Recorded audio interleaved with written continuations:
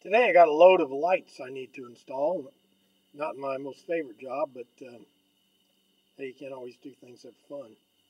Here I've got 3 burnout lights. They're T12 lights as opposed to the new T8 lights. I'm tired of fiddling with them. I'm going to replace those 3 with new lights.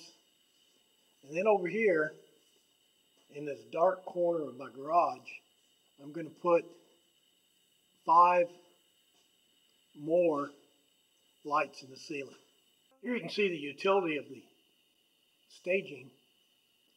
It's right up there are 2 lights I'm going to change. It's right underneath it.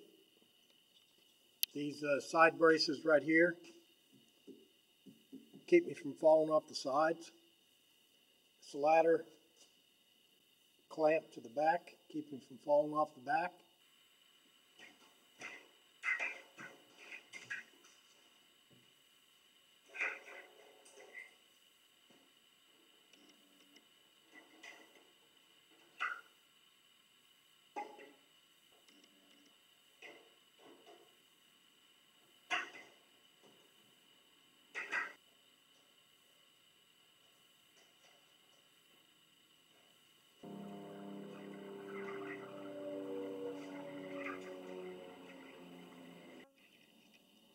Here's a feature of my garage I really like.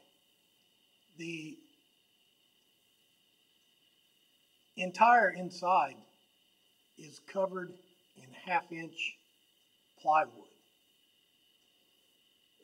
So that allows me to, like all that memorabilia I got on the wall, cabinets, all these lights, garage door opener, cabinets, wood racks, all that stuff I can just attach directly to the plywood. They got a tool for tricing up wires, and here it is. You can see how that deal right there fits right in there. And then you bring it up, or if you want to trice it up,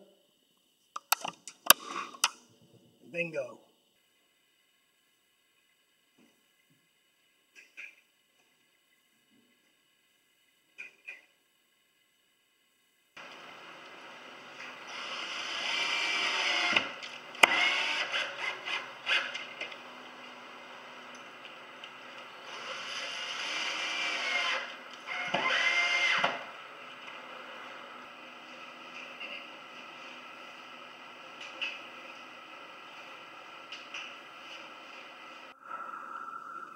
Shouldn't have been showing off starting those lights, because I installed that last light, it came on, and then it went off, and I can't get it to work again.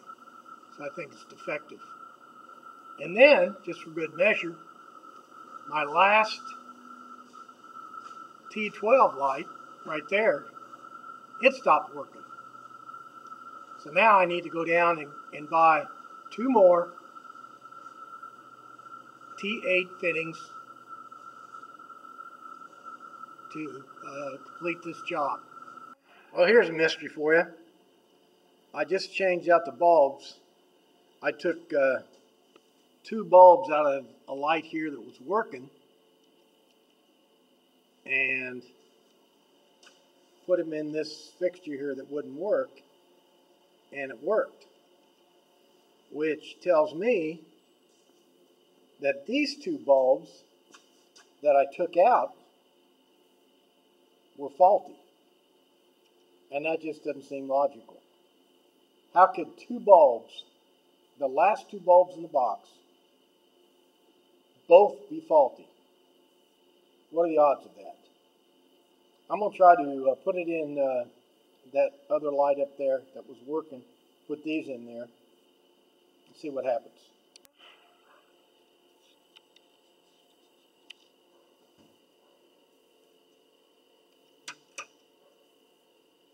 See that? That one bulb comes on sometimes. So these two bulbs are faulty. What are the odds of that? It's impossible.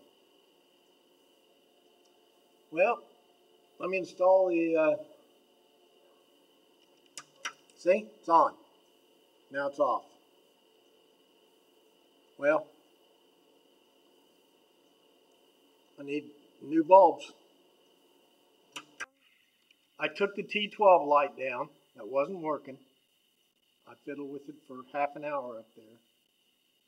I took it down this ladder, carried it right across this floor, laid it on this workbench, plugged it in, and it's working.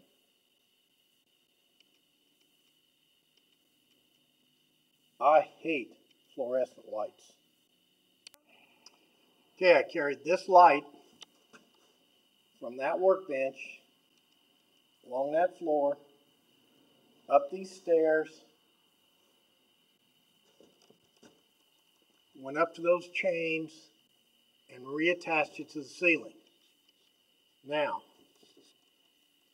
I'm going to pull this chain and see if it works.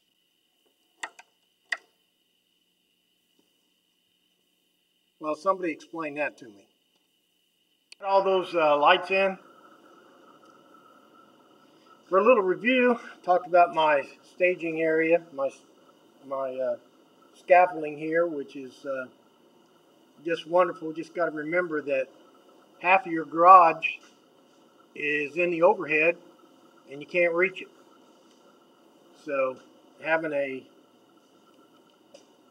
scaffolding that you can roll around and get up to the lights and cabinets and so forth is a good thing.